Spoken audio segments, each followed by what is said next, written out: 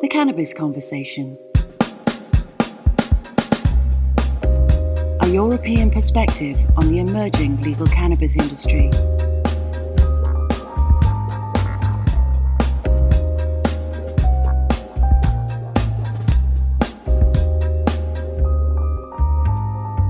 Welcome to the Cannabis Conversation with Anuj Desai, where we explore the new legal cannabis industry by speaking to the professionals that are helping to shape it.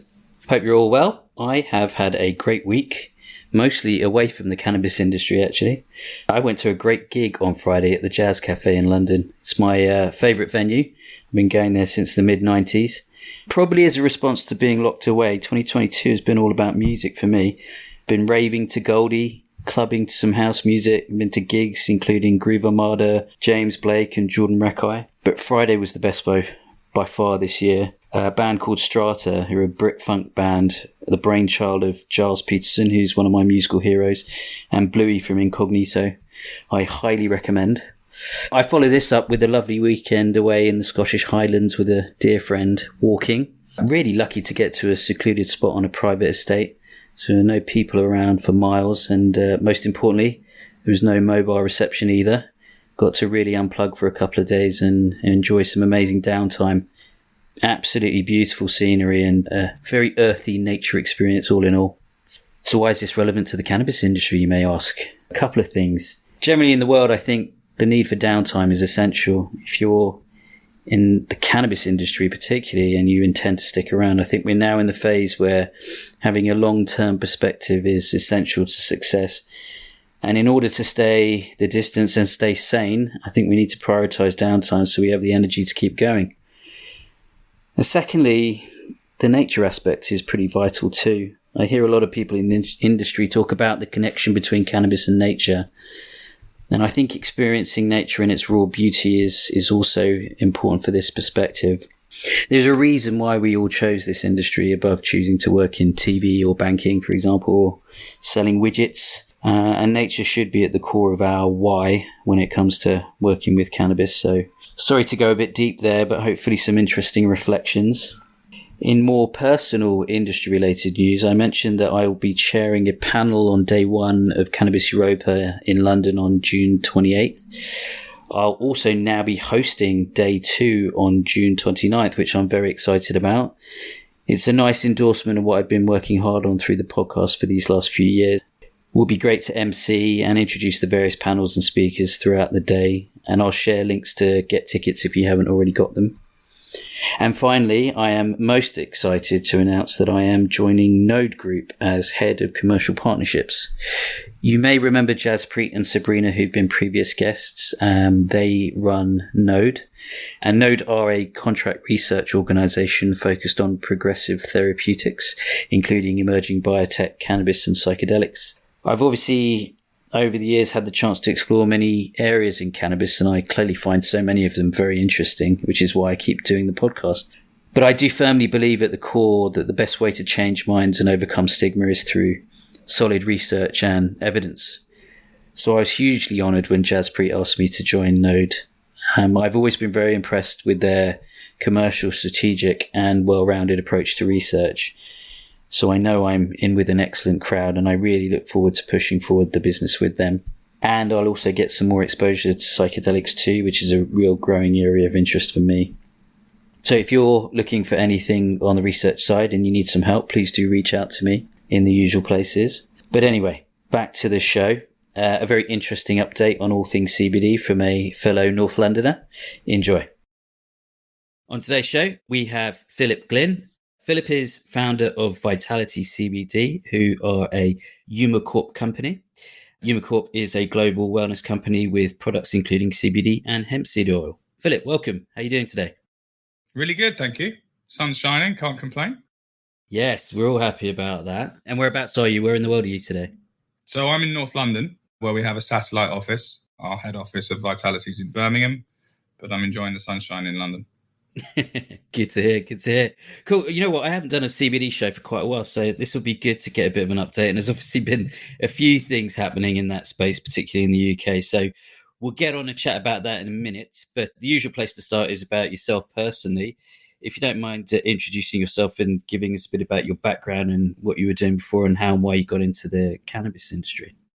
Great, yeah, certainly. So I've been an entrepreneur all my life. I've tried to spot opportunities. I've had a company that was distributing FMCG goods since the early 2000s. And I actually fell into the e-cigarette business early doors. So in the late 2000s, so 2007, 8. And that became a huge business in its own category, in its own right. And basically, I stayed in that business for a good 5, 6, 7 years, where I ended up distributing to vape shops when they started to pop up on the high street. And I don't know if you'll remember, but vape shops were one of the very early adopters of CBD products. So when I was visiting and my reps were visiting these stores, we were hearing things like, CBD's come in, it's the most amazing product, and it's become 30, 40% of my revenue in the stores. So and this is back in 2016, 2017. So we were like listening to these owners of these shops, and we couldn't believe what we were hearing. And this is back in the day when it was very expensive to buy as a brand new product, 60, 70, 80, £100 a bottle. So basically, I had to open my eyes to it, and I've got a business partner now, and we were together at the time, called Nikhil Nathwani, and together we couldn't just turn this opportunity down. We had to look at the market and look at launching our own brand, because it became such a strong sell-through product in this environment. So, go back to 2018, we did a bit of research for about a year, looking at what the products on the market were, where the gaps and the opportunities were, what people hadn't done very well. And there was obviously some early problems with CBD in the early formats. And so we then basically launched Vitality CBD early 2018, and then took to market and got off to a really fast start with it. Yeah, that's fantastic. And, that's quite a good entrepreneurial story, really, because you're sort of spotting the opportunity. Were there any reservations about the subject matter? Any kind of stigma from family or friends when you were looking at this? Can be controversial, maybe less so now, but maybe when you got into it.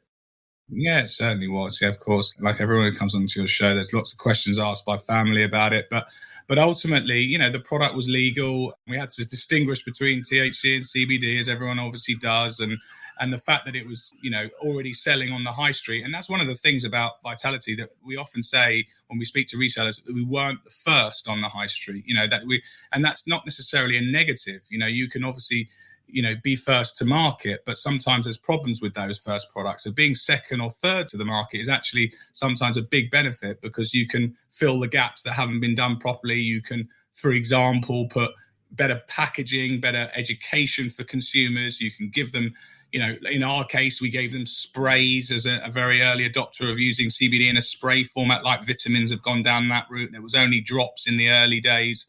So we would very much look at where the opportunities lay. And so going back to your question, it was relatively easy to get the product in the early days, because the hype had already begun. There were already hundreds of thousands of people taking CBD. So we didn't have that same really early adopter problems.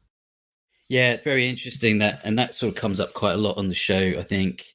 Particularly in this space, being first mover, I don't think is that much of an advantage, because everyone that follows can learn from your mistakes. But perhaps you can talk a bit about, you mentioned a couple of things around your product range, and maybe you tell us a bit more about Vitality. Yeah, so one of the key tasks for us was to become a transparent company, full chain of custody, making sure that everyone who took our products could have trust and credibility behind them. So we took it upon ourselves to build a category. We weren't just putting a product on a shelf and hoping it sold. What we were trying to do was lead by example. And we did a lot of things in the early days where we invested a lot of our own personal money, actually, to grow, for example, a rep force on the road who were going to educate retailers. And when I talk about retailers, we weren't just going to the nationals where you see us now, but we were actually going for the grassroots and the ground upwards, where we were going into independent pharmacies and we were educating them about how to sell CBD, because they'd never sold it before and they didn't understand about dosing and about strengths. And there was early problems with percentages written on boxes rather than milligrams written on boxes. And how does the retailer know, or the consumer know, what that actually means, when you've never used it before? So we had a real task on our hands to create that trust and that understanding around CBD. And we did that in lots of different formats, actually, because we took out, as an example, sampling stations. We would put them inside pharmacies, and we would give the consumer the opportunity to try the product before they purchased it. So there would be testing stations with, pipettes and different flavors for them to try, and our cosmetics where you could apply it, yourself with a spatula. And then behind that, there was a digital screen, educating the consumer about what CBD was, how to take it, all the different applications. And so we were trying to give the retailer, because he's very concerned, Mr. Retailer, about how he's going to educate his consumers. He's got a lot of products to service to his customers. And Mrs. Retailer. Yeah, sorry, I call you. But yeah, and we hopefully did quite a good job of getting that early education piece out there. So that was the first thing. And then obviously, when the Nationals landed and we had some historical relationships which enabled us to knock down those doors, and we'd proven it in our e-cigarette business as well. So to build a new category in a similar type of concerns that retailer have about launching, nicotine-based products, vaping, all that type of thing, which is very similar objections we were facing. So we said to these retailers, look, do you want to go with trusted brands, trusted companies who've done this before and proven that they can build a category from scratch? And, the first adopters came on with Boots and Tesco, and then, Lloyd's Pharmacy came on, and then we've won Asda, and then the digital guys came on board in Ocado and Amazon, and now most recently eBay. So the journey's been really good and really exciting, and we've grown each year that we've been around, and it's not an easy market, as we all know. So to differentiate yourself compared to the competition is one of our strategic goals and objectives, and we do that with our product range. I think we've got one of the widest product ranges on the market with different applications. So you've got your standard, we call them lifestyle oils. So you've got your standard oil drops and sprays with different flavors and different strengths. That's nothing necessarily new, but we've also got, for example, active ranges where we will add APIs into them that give you a boost or give you recovery products, so that you can we know the infamous problem about CBD, where consumers don't necessarily know what they're buying and what CBD does. So if you can put, for example, relax on the front of it, it's going to give you, because you've got other APIs in it mixed in with CBD, it gives you that much more marketing material to go and educate that consumer. And to be clear, when you say other APIs, you mean non-cannabis ingredients? Exactly. So you got, natural ingredients like ashwagandha and ginkgo biloba, and then you've got a lemon balm for sleep, and lots of different applications we've got in them. We've probably got, I would say, 15 to 20 different APIs that we put and then we mix with CBD to create our different product ranges.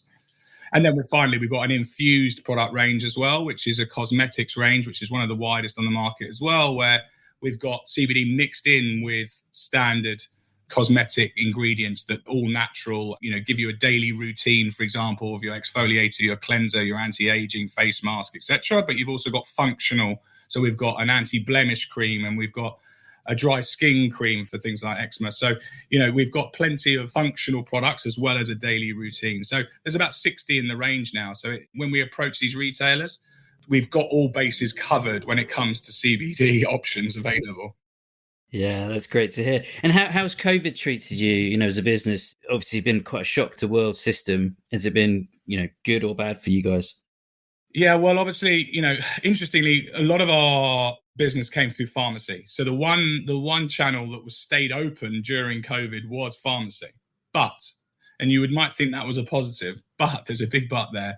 People were not casually walking around pharmacies looking for CBD products on the shelf, nor was Mr. Retailer focused or Mrs. Retailer focused on punting CBD and the benefits of CBD when they're trying to test you and obviously sell you masks and everything else. So it had its impact on the high street. That really, it really wasn't good for sales during that period. That said, that gave us the impetus to then move digitally. And that is where really our last 2 years have really focused, because CBD historically has always performed well online, and it's now become a much more prominent factor in our business, and I would imagine in a lot of CBD companies' businesses now, where you have to try and win this digital game, and you have to, you've got huge restrictions online, as we know. We can't use Google, we can't really use Facebook. There's real issues with promoting CBD, but you can obviously work on your own SEO. You can become very strong in it. And we've got a very good website. If you look at the stats around what Vitality's site does, it ticks a lot of boxes. And obviously, we've even got Amazon and eBay to then add into that as well, who have become big parts of our revenue and, are a really important route to market for you to get your CBD now. So as we progress over time, I really do believe that the digital play is going to get more and more prominent across the world, not just in the UK. Yeah, so that brings us actually really nicely on sort of talking about the general CBD market, and we'll come back to digital marketing in a second, but let's talk a tiny bit about global stuff, and then we'll drill down a bit on the UK. But what are you sort of seeing? What trends are you seeing globally? And when I say globally, I'm probably most likely talking about North America, which is probably, more sophisticated market than the rest of the world. Are you seeing any product innovation there that's interesting that you think might come over here at some point soon? Yeah, and in fact, traditionally, obviously, you kind of look at the American market and you think, oh, we're 1 or 2 years behind the States in most categories where you launch products. But actually, we've sped that process up. So I see like a couple of angles in vaping. I think is becoming more popular, the way to consume CBD, and also, transdermally as well. And you can find these applications already here in the UK. And we aren't that far behind what the rest of the world. In fact, I would like to say that we're one of the leading countries because of the percentage population that are consuming CBD. There are high demands and people are reacting. There are lots of our, competitors who are first to market with these new applications, and credit to the UK and businesses that are here that we are at the forefront of it. So the American CBD market has struggled. It's not, because of the number of states that are recreationally and medically approved, the CBD popularity is not like it is over here, in those states. So, it has got some issues until it's federally legalized. And so I think we've got to wait a little bit longer for the American market to really explode, because it's very THC based right now. Yeah, very interesting insight there. How much does the recreational market cannibalize the CBD market? And interesting that obviously that has happened in the US. Also interesting that you think that the UK is one of the leading countries in this space. And we'll talk about that in a minute. This will inevitably apply to the UK, but can apply globally. You talked about digital marketing. Are you seeing brands get more sophisticated in that area? Initially, as you mentioned, Google and Facebook aren't very friendly towards CBD. Maybe now the emergence of Amazon and eBay as more friendlier platforms, who obviously have, large footprints as well. Are you seeing that whole thing change in people's approach to it? I think they have to change. And, I think when you see big players like Amazon started to launch it, and I understand why Amazon have chosen the UK because of the regulatory side, but, more and more of the European states will start to roll out with Amazon as well. And as that starts to happen, you're going to see a shift, and it's only a matter of time and before, they distinguish between, THC and CBD on these digital platforms. And I think Google is an absolute fundamental. And we've had our hands tied, on many factors. When you talk about claims you can make around CBD because of the clinical side, you talk about the digital restrictions that we've got in play. So really all you have to play at is the distribution game and your own website SEO game.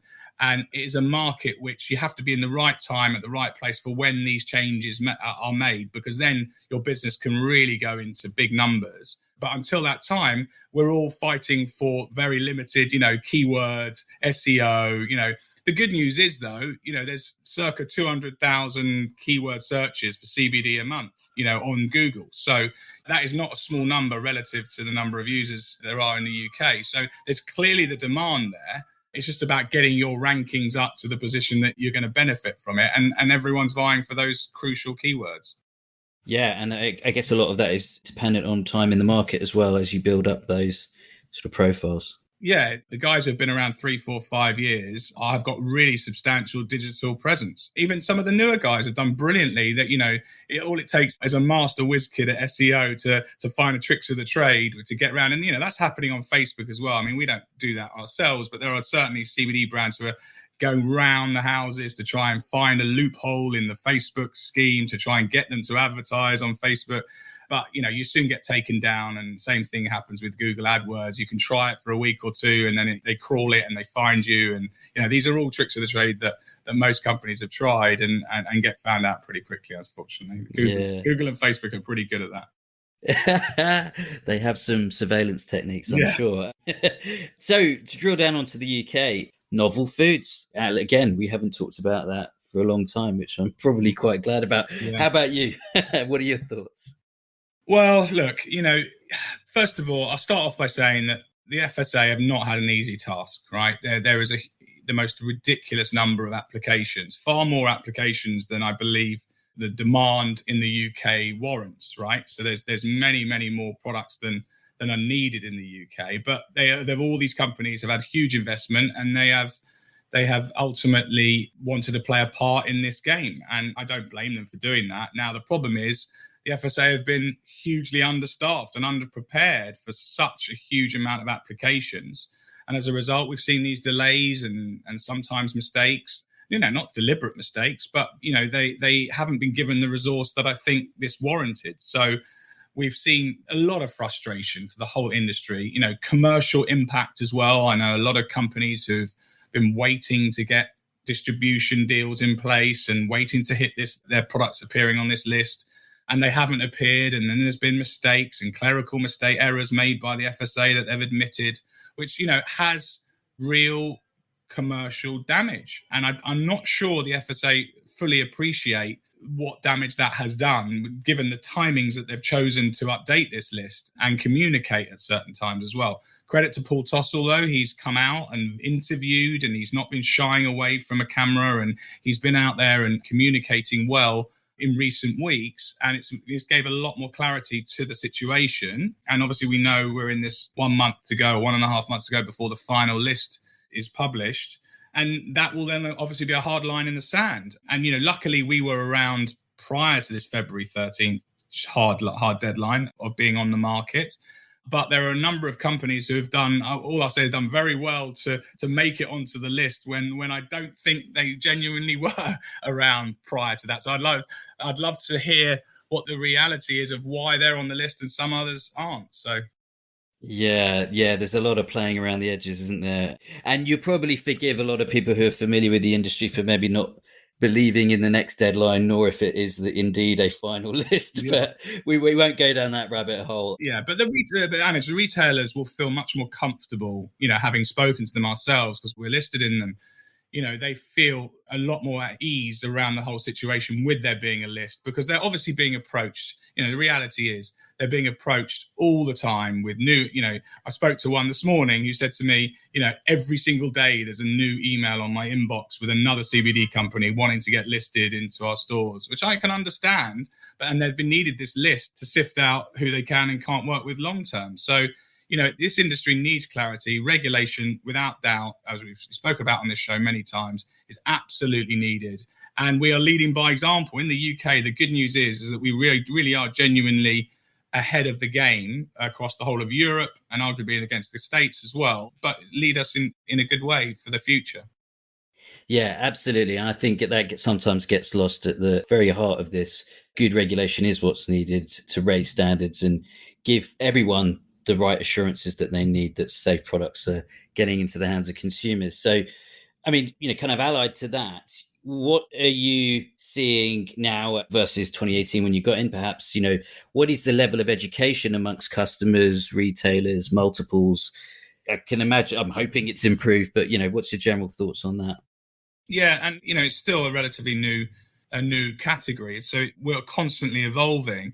What's needed, I think, is, point of sale in store is very important. So when you see it on the shelf, rather than just seeing a bottle saying CBD on it, if you can have some dosage instructions next to it with a tent card, for example, or a wobbler sitting on sticking out of the shelf. So it gives you a little bit more than just on the box POS. And, there is a number of other digital plays. We've got a very good display in Asda where there's a good presence. We've got 13 products on the shelf in Asda, and it does hit you when you walk in and you do feel compelled to go and have a look. So the more presence there is on the shelf and more distribution of CBD products, now that the list has been published, I'm pretty sure that there's going to be even more products on the shelf than there have been traditionally. It will only help with that education, and it will only help with the sales, because we are still in its infancy, really. And I think where this industry is going to go is that I touched on before about these APIs and having functional products which have real purpose to them, as well as just a general CBD product. So you might have a sleep product with other ingredients on it, and you might have this recover product. And, we're going to see more and more innovation, especially as clinical trials start to come through over the next year or two, where you can add these APIs quite easily into your products. Yeah, and I think that for me is a kind of much needed and not an obvious, but a kind of a sensible way to adapt things, because, at the real height of the kind of fad side of CBD, it was like people putting CBD in everything. Yes. Lampshades, yes. whatever. Yeah. And the next question is kind of allied to this, and I know you guys you're broad spectrum CBD. How do you feel about isolate? And I really like the idea of using other ingredients as, kind of a holistic approach to each use case or need state, or whatever you marketing people call it. Yeah, we use a bit of both, and they're right for the right certain applications, so it just depends on what your approach is for your customer base and who your demographic is. Because, of course, the broad spectrum angle is obviously the holy grail, as it were, for, I would say, whole plant, but we can't do that over here really. But the broad spec game is one that, you would ideally like to be in. But the problem you've got is that, I'm not confident around the FSA's, situation and how they're going to view the broad spectrums and the levels of THC in this, especially what's going on with the regulatory bodies and the levels of THC that they're going to be long-term permitted in this country. So, you have to find that balance between having your ideal and then working with the restrictions and the regulations that we've got in this country.